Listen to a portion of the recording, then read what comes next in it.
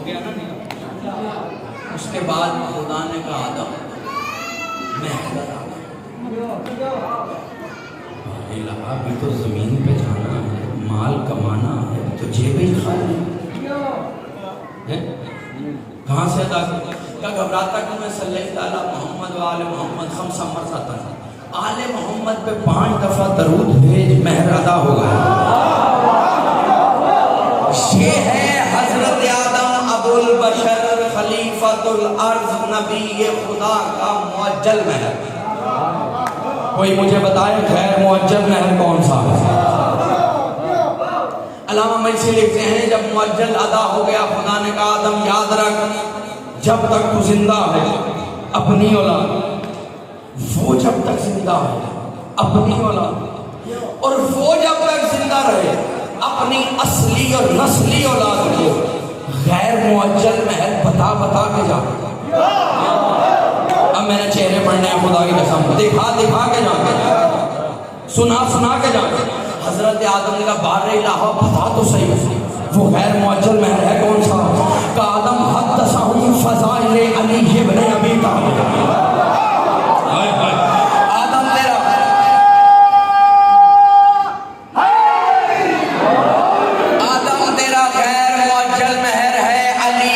فضیلتیں سنانا۔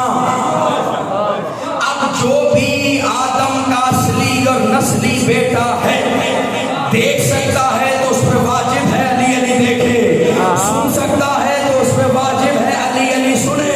اور اگر خدا نے کسی کو زبان دے ہی دی ہے اور خطابت کا ہنر ادا کر ہی دیا ہے اور وہ ممبر پہ آ ہی گیا ہے، مائک لگ ہی گیا ہے، مجمع سج ہی گیا ہے، اور اس کے باوجود وہ علی علی علی علی علی کے علاوہ ادھر ادھر کی بات کرے تو سمجھ جانا کم وقت ماں کا مہر کھا گیا۔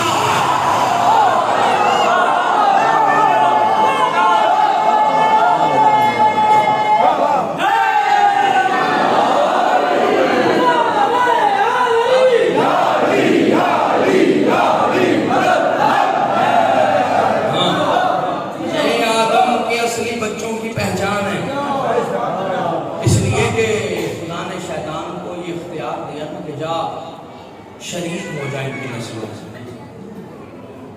جب آدم وہاں سے مسجود ملائکہ ٹھہرے اور عزازیل نے جسے آپ شیطان کہتے ہیں سجدہ نہیں کیا، اس کا بارے لہا مجھے طاقتیں دے، میں نے جو اتنی نمازیں پڑھی۔ آج کل کچھ کلپ بڑے چل رہے ہیں کہ حضور ٹھیک ہے وہ دشمن سیدہ تھے لیکن ان کی کوالٹیز تو دیکھیں۔ نہیں سنا کلپ آپ نے؟ سنا ہے نا؟ ہاں میرا بیچارہ بھولا بھالا نوجوان شیعہ پریشان ہو جاتا ہے، ہاں کوالٹیز تو حضور کوالٹیز سب سے زیادہ شیطان میں نہیں ہے۔ آپ کوالٹیز عبادت ہی دیکھتے ہیں نا، آپ کے نزدیک سجدہ کوالٹی، نماز کوالٹی یہی ہے نا، مصلی کوالٹی یہی کوالٹی۔ مجھے شیطان سے بڑا کوئی ساجد دکھاؤ۔ علامہ مجلسی نے لکھا 50,000 سال کا ایک سجدہ شیطان ہے۔ تو کیا خیال ہے شیطان کی کوالٹیز لینی چاہیے؟ حضرت آدم آدمیت کے پھیلنے سے پہلے ڈاکٹر احسن زیزی نے اپنی کتاب میں لکھا مجتہد گزرے، جو پہلے قوم آباد تھی ان میں سب سے نیک اور پرہیزگار یہ عزازیل تھے۔ خدا نے جب ان پر عذاب بھیجا، اس نے دعا کی بارے لا یہ سارے کافر ہو گئے، خدا نے جبرائیل سے کہا جا ان کا تختہ الٹ دے، لیکن یہ جو عزازیل ہے اسے اوپر لے آ، کیونکہ یہ میرا بڑا عبادت گزار ہے۔ اور خدا قرآن میں کہہ رہا ہے وَكَانَ مِنَ الْكَافِرِينَ، یہ تو تھا ہی کافروں میں سے۔ کوالٹیز چل رہی تھی نا حضور، جو کوالٹیز دیکھتے ہیں میں ہم کو جواب دینے لگا ہوں۔ ہمارے ہاں کچھ ناسور آ گئے ہیں، کچھ کالی بھیڑیں موجود ہیں جن سے بچنا ہم پہ واجب ہے۔ خدا نے جبرائیل سے کہا اسے اوپر لے آ۔ اب عزازیل جن ہے لیکن جہاں سے وہاں گیا جہاں معصوم رہتے ہیں، فرشتے رہتے ہیں۔ اس کا مطلب اگر کوئی کافر فرشتوں کے پہلو میں بیٹھ نہیں جائے لیے ہر بات ہوتی نہیں ہے، جس کا رزق ہے اس تک پہنچ جاتا ہے۔ اگر کوئی کافر دل میں بغض کینہ کفر چھپائے ہوئے ظاہری عبادت کا لبادہ اوڑے ہوئے معصوم کے پہلو میں بیٹھ بھی جائے گا تو اسے پہلو میں رہنا فائدہ نہیں دے گا۔ ادھر خدا نے خلیفۃ الارض کو سجدہ کرنے کا حکم دیا، ادھر اس نے سجدے سے انکار کیا۔ خدا نے کہا فکانہ من الکافرین، یہ تو تھا ہی کافروں میں سے، اب تو لعین بھی ہے، تو رجیم بھی ہے۔ میں نے کہا بار الہ، اس کی کوالٹیز دیکھ، اس نے اتنے بڑے بڑے لمبے لمبے سجدے کیے، اتنا بڑا بڑا مصلی بچھایا، اتنا بڑا عبادت گزار ہے، کوالٹیز تو دیکھ۔ خدا نے کہا خبردار، جو حجت کے مقابلے پہ آ جائے پھر اس کی کوالٹیز نہیں دیکھی جاتی، وہ قیامت تک کے لیے لعنتی ہو جاتا ہے۔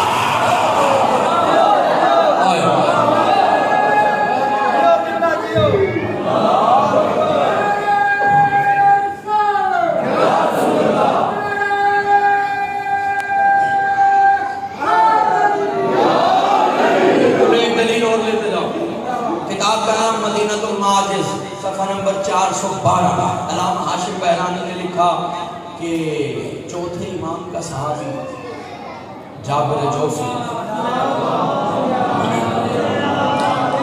لیکن درود بھیجنا ہے تو مل کر بھیجنا۔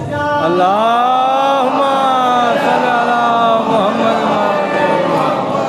کچھ لوگوں کو میں دیکھ رہا ہوں کہ وہ درود بھی درود پہ احسان کر کے پڑھ رہے ہیں۔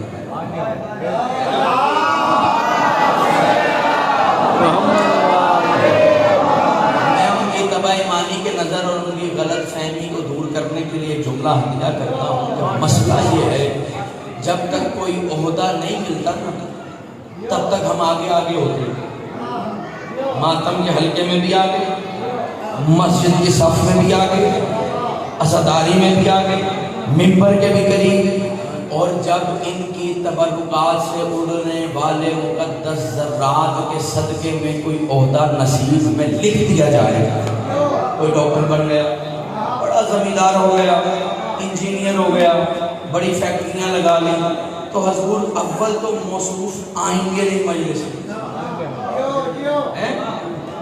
دیکھیں بزرگ تائید کر رہے ہیں، اس کا مطلب بات کہیں تک جا رہی ہے۔ اور آئیں گے تو آخر میں بیٹھیں گے، درود پڑھیں گے تو ایسے جیسے درود میں احسان ہو رہا ہو، یا علی کہیں گے تو ایسے جیسے لب ہلنے میں مشکل کا شکار ہو گئے ہو۔ یاد رکھنا، جو علم علی سے دور لے جائے وہ ابو جہل کے گھرانے کا ہے، ابو طالب کے گھرانے کا نہیں ہے۔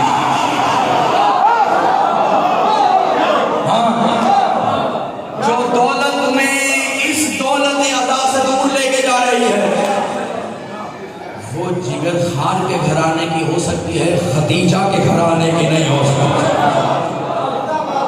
اپنا یہ ایٹیٹیوڈ تبدیل کیجئے، اس لیے کہ آپ یہاں جن کے پہلو میں بیٹھتے ان کا احسان ہے کہ آپ کو بٹھا رہے ہیں۔ کبھی گھر جا کے محسوس کیجئے گا میں نے کیا کہا۔ سبحان اللہ۔ یہاں آپ جن کے پہلو میں بیٹھے ہیں ان کے پہلو میں انبیاء بھی نہیں بیٹھ سکتے، وہ آپ کو بٹھاتے ہیں صرف نام حسین بھی، کیا حسین کے عزادار، کیونکہ ان کا پہلو ہی تو جنت ہے۔ اور جنت کیا ہے؟ جنت کوئی باغ نہیں، جہاں 14 جمع ہو جائیں وہی جگہ جنت ہوتی ہے۔ جابر جوفی آئے چوتھے امام کے بعد پوچھے، وقت کی گھڑی بھی بڑی تیزی سے دوڑ رہی، میرا دل ہے کہ زیادہ سے زیادہ مرضات آپ کی خدمت میں عرض کر سکوں۔ اور انہوں نے آ کے کہا، یہ بھی ایک پیغام ہے، سنتے جائیں، بات آئی گئی ہے۔ انہوں نے آ کے کہا کہ مولا، مدینے کے لوگ جناب سیدہ کے بارے میں بد کلامی کرتے، مولا علی کو شب و شتم کرتے، اور مسجد میں علی کے چاہنے والوں کو جمع کر کے کرتے، اور جب علی کا چاہنے والا دیش میں آتا ہے تو اسے مارتے بھی ہیں۔ میں نے حوالہ دے دیا مدینہ المعاجز، پیٹتے بھی ہیں، پھر اسے ظالم حکمران کے پاس قید کروا دیتے ہیں، اور 3 دن بعد اسے پھانسی ہو جاتی ہے۔ مولا دل تڑپتا ہے، کچھ کیجیے۔ امام نے اپنی ابا سے ایک پتلا سا دھاگا نکالا اور دھاگا نکال کر اپنے بیٹے امام محمد باقر کو دیا.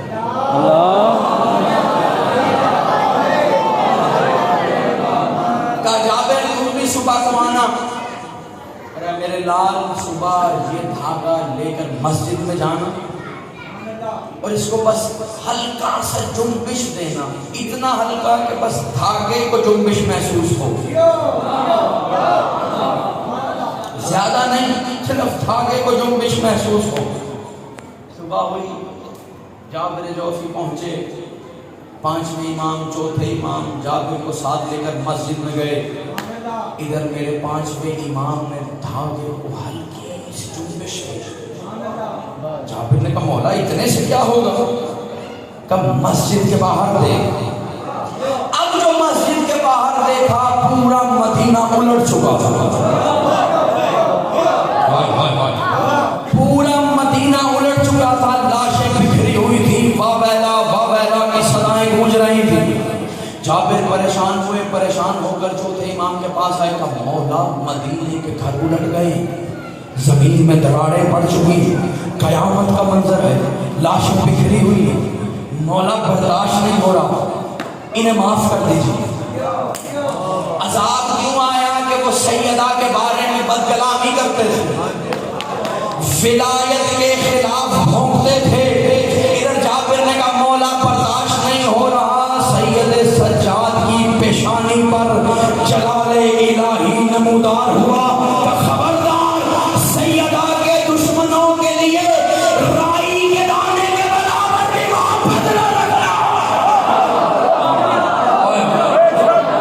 سیدہ کے دشمنوں کے لیے رائی کے دانے کے برابر بھی محبت نہ رکھنا.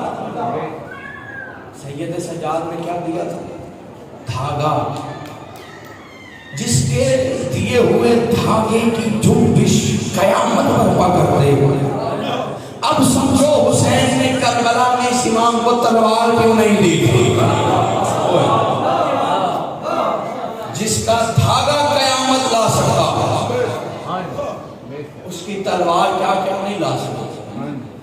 جو حسین جیسے ساجد کی موجودگی میں سید الساجدین, حضور قرآن میں خدا نے انبیاء کو عبد کہا.